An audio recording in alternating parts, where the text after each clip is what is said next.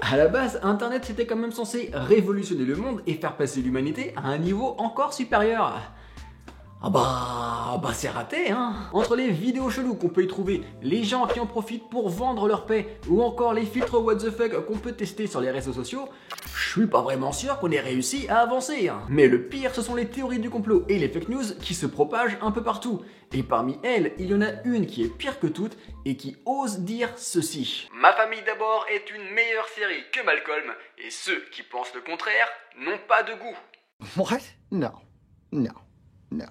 No, no, no. Salut à tous, j'espère que vous allez bien. Et oui, à travers cette vidéo, on va enfin mettre fin au débat le plus improbable du monde. Oui, rien que ça. Alors avant de commencer, je tiens à le préciser, hein, j'ai grandi en regardant ces deux séries et j'ai aimé regarder ces deux séries. Mais je suis désolé, elles sont absolument incomparables. Et c'est comme si tu comparais Lionel Messi à ton cousin. Et c'est pas parce qu'ils sont tout petits tous les deux et qu'ils font du foot qu'ils sont forcément au même niveau. Et bah là c'est pareil, c'est pas parce que ce sont deux comédies diffusées sur M6 qu'on peut forcément les associer. Non. Alors c'est peut-être un petit peu violent et ça va pas forcément faire plaisir à tout le monde, hein, mais il y a une classe, il y a un monde, il y a un univers d'écart entre ces deux séries. La preuve. A priori, Ma famille d'abord et Malcolm partent sur un même pied d'égalité parce qu'on y suit deux familles américaines. Sauf que si on y fait bien attention, dès le départ, on se rend compte qu'il y a déjà un énorme fossé qui se creuse entre les deux. C'est simple, quand on prend les personnages de Ma famille d'abord, on se rend compte au moment de chercher leurs caractéristiques que si on veut les décrire, et bah une seule ligne suffit parce qu'il n'y a absolument aucune épaisseur derrière eux. Et c'est normal, hein, c'est pas un défaut, c'est juste que ici, la série reprend les codes classiques de la sitcom familiale à l'ancienne, où on va plus chercher à faire rire à travers des situations qu'à travers l'exploration des personnages. Du coup, je grossis un peu le trait, mais chaque personnage a une personnalité bien précise sur laquelle les scénaristes vont s'appuyer afin de créer le rire. On a les deux parents colériques qui veulent se la jouer jeune et pas dépasser, on a l'aîné qui est débile, l'adolescente qui est sûre d'elle et qui veut toujours plus de liberté, et enfin on a la dernière qui est un peu lassée d'être oubliée alors qu'elle est sûrement plus intelligente que tout le monde. Alors c'est efficace et on n'en demande pas plus, mais par contre, c'est pas original. Vous prenez les personnages du Cosby Show, de La Vie de Famille ou du Prince de Bel-Air et vous remarquez que au final, on y retrouve les mêmes types de personnages. Oh c'est moche, vous devez vous sentir vraiment nul. Par contre, du côté de Malcolm, c'est totalement différent. Et là où c'est fort et où c'est drôle, c'est que si on y réfléchit bien 2 secondes, ces archétypes que je viens de citer pour Ma famille d'abord, on les retrouve plus ou moins dans Malcolm. Mais la grande différence avec Malcolm, c'est que ici les scénaristes font vivre les personnages. Ils se contentent pas de les placer ici ou là pour faire rire. Au contraire, ils les font exister, ils les font évoluer, grandir et régulièrement ils leur apportent de l'épaisseur. On peut le voir à l'écran. Francis passe d'un ado rebelle anti-autorité à un jeune homme qui s'implique sérieusement dans une mission pour finalement devenir un adulte normal avec une situation stable. De son côté, Reese passe du débile de première à un mec avec de la profondeur en qui on découvre des qualités humaines, mais également certains dons, notamment pour la cuisine. Ce qui fait le succès de Malcolm, c'est qu'on suit pas des personnages, mais des personnes. Malgré un côté cartoonesque et un univers qui est exagéré, il y a un vrai sentiment de vie qui se dégage de l'écran, et ça nous ramène à nos propres situations, et forcément, ça facilite notre attachement à cette famille. Pour résumer grossièrement, dans Malcolm, on veut voir les personnages vivre et évoluer, ce qui nous fait rire, alors que dans Ma famille d'abord, on s'en fiche de qui ils sont, on veut juste rire avec eux, on n'en demande pas plus. Et petite réflexion comme ça qui peut d'ailleurs s'annuler parce que le doublage de Malcolm est lui aussi excellent, mais je me demande si l'attachement du public envers Ma famille d'abord et ses personnages n'est pas en grande partie dû à son doublage, et notamment celui de Michael qui est juste excellent. C'est un peu énorme, ça va finir par me gêner. Personnellement, je trouve que la version française est tellement bien incarnée à l'écran qu'elle arrive, malgré elle, à renforcer la qualité de l'écriture des personnages. Et forcément, ça fausse un petit peu la réalité. Il y a juste à regarder des extraits en VO et en VF pour se rendre compte que l'impact, c'est pas totalement le même. You know what you look like to her? This is you.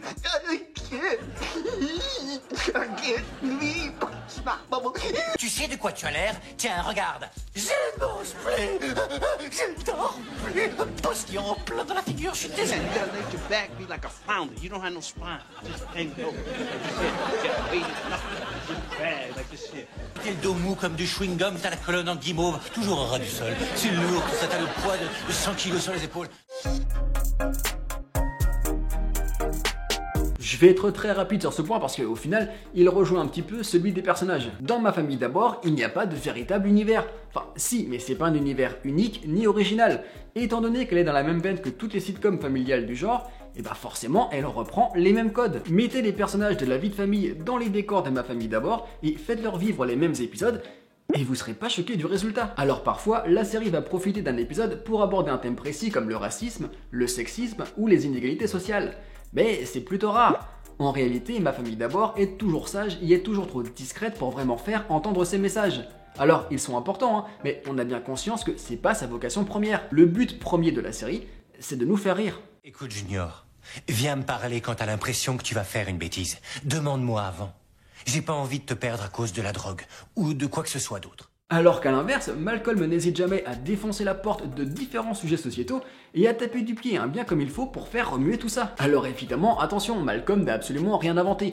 Des séries comme Les Simpsons ou Mariés deux enfants étaient déjà passées par là avant. Mais Malcolm embrasse vraiment son concept de série sur la classe moyenne américaine, une population qu'on ne voit quasiment jamais à la télévision, en n'hésitant pas à se montrer cru et trash pour délivrer ses messages. À quoi ça ressemble de vivre quand on est toujours dans le rouge à la fin du mois? À quoi ça ressemble les conséquences d'un travail alimentaire pénible? À quoi ça ressemble d'élever des enfants quand on n'a pas toujours le temps ni l'énergie? À quoi ça ressemble l'école publique? Malcolm nous plonge avec intelligence et force dans la réalité. C'est toujours fait avec exagération, mais cela n'atténue en rien les messages qu'elle fait passer. Et ils sont d'autant plus pertinents et puissants que tous ces messages, toutes ces dénonciations, font partie de l'ADN de la série. Là où, encore une fois, Ma famille d'abord se contente à l'occasion de s'aventurer sur quelques terrains importants, Malcolm le fait à chaque épisode. Parfois ça va être un peu plus subtil, mais c'est toujours présent. Dans Malcolm, les personnages sont plongés quotidiennement dans une réalité qui résonne fortement avec la nôtre. On n'est pas dans une petite bulle où tout le monde est beau, tout le monde est gentil, tout le monde est mignon, avec une petite morale à la fin, comme c'est le cas dans Ma famille d'abord. Ici, on est sur du brut de décoffrage, ce qui la rend si percutante et son humour si savoureux. Tu as tout compris. Ton chef est un imbécile, tes collègues sont incompétents, et toi tu te sens méprisé, je sais. Bienvenue dans le monde du travail. Après, faut le dire, Malcolm a toujours été faite pour dépasser Ma famille d'abord sur absolument tous les points, parce que dès le départ, elle a su se montrer révolutionnaire.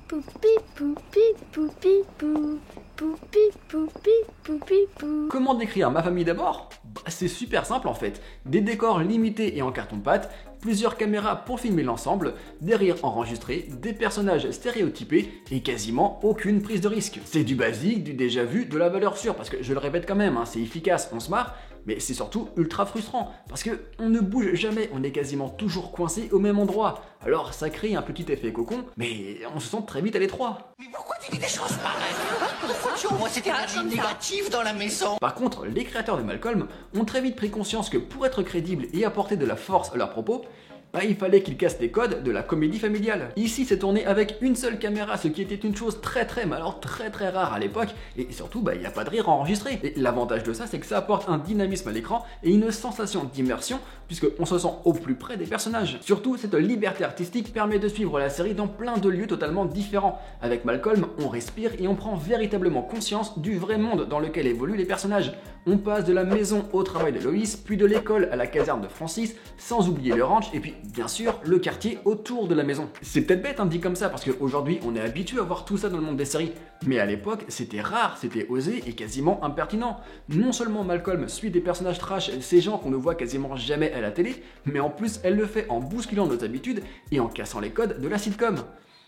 C'est culotté. Là où Mariés deux enfants avait déjà osé montrer des personnages assez crus issus de la classe moyenne, elle l'avait fait dans un cadre encore très strict, très limité. Du coup, ça bousculait les habitudes des spectateurs, mais pas trop non plus, c'était comme regarder une pièce de théâtre avec des personnages ou en couleur. Mais dans Malcolm, ce choix d'abattre les cloisons, c'est ce qui a renforcé son propos en nous rappelant, et je suis désolé, je me répète, qu'il y a un vrai monde, notre monde, autour de ces personnages. Vraiment, on se rend pas compte à quel point Malcolm était en avance sur son temps. C'est indécent. L'héritage qu'elle a laissé, les portes qu'elle a ouvertes, les séries d'aujourd'hui lui disent merci. Waouh! C'est vrai que je dois avoir changé. J'ai même pas envie de me la péter. Alors, je vais pas juger le niveau des blagues parce que l'humour c'est subjectif et on rit pas forcément tous à la même chose. En revanche, je vais parler de la force de proposition de ces deux séries. Et là encore, je suis désolé, mais y a pas photo. C'est simple, Ma famille d'abord n'utilise quasiment qu'un seul style d'humour, celui de répétition.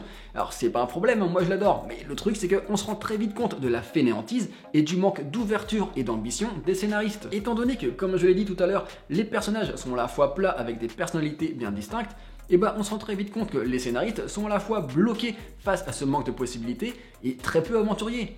Plutôt que d'imaginer des situations nouvelles, des interactions différentes, ils se contentent d'utiliser les mêmes ressorts comiques et surtout les 4 mêmes blagues. Et là, je pense que rien qu'avec cette phrase, vous les avez déjà en tête. Oui, dans Ma famille d'abord, on tente de nous faire rire avec 4 blagues différentes. On y retrouve la fameuse claque sur la tête de Michael Junior, le célèbre nom de Michael, les quiproquos entre Michael et Jeannette qui apportent toujours un petit malaise, ou encore le décalage avec Franklin qui est beaucoup trop intelligent pour son âge.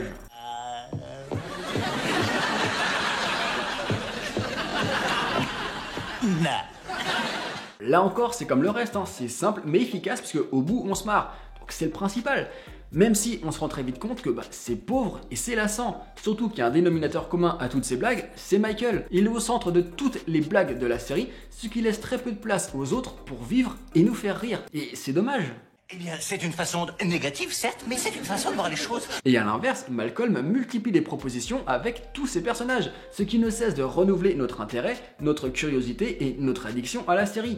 Au fil des épisodes, on a le droit à tous les types d'humour possibles. Dans Malcolm, on va avoir le droit à de l'absurde, comme quand Hal fait de la marche à pied et qu'il se prend un petit peu trop au jeu, à du cartoonesque dès que les enfants imaginent des plans what the fuck pour piéger leurs proches, à de la critique sociale avec tout ce qu'on peut avoir dans le magasin, ou même du simple bonbon avec des répliques bien senties. Je ne m'attendais à rien et je suis quand même déçu.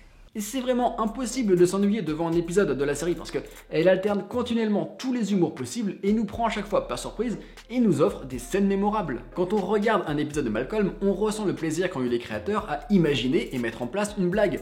Mais ça se voit qu'ils se défient constamment pour faire toujours mieux et toujours plus, pour ne pas rentrer dans quelque chose de routinier. Et on peut d'ailleurs le remarquer avec tous les épisodes concept qui ont été imaginés au fil des saisons. Je défie quiconque de me trouver des épisodes de Ma famille d'abord aussi créatifs, inventifs et originaux que celui où on voit Lois imaginer un monde alternatif où elle n'a que des filles, que cet épisode divisé en 2 timelines où on découvre ce qui pourrait se passer si Malcolm va au bowling avec son père ou avec sa mère, ou encore celui où Dewey écrit un opéra et où l'on voit les personnages chanter à l'écran. Un peu à la manière de Scrubs ou de How I Met Your Mother, je trouve que le mot qui décrit le mieux Malcolm, c'est créativité. Dès qu'on lance un épisode, on peut être sûr qu'on ne regardera pas la même chose que la dernière fois. Il y aura forcément toujours une idée nouvelle à découvrir. Et c'est ultra important. C'est clair.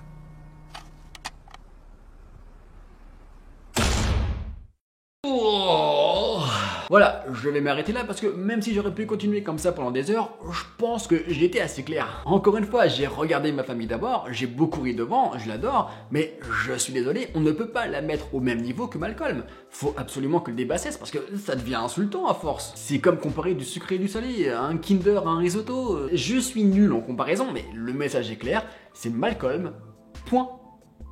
Ok. Sur ce, n'hésitez pas à me dire ce que vous en pensez dans les commentaires, si vous pensez que, effectivement, j'ai raison et que Malcolm est au-dessus, ou au contraire, si vous voulez me mettre un coup de pied au cul parce que pour vous, j'ai totalement faux, n'hésitez pas, faites-vous plaisir, je suis prêt à tout encaisser.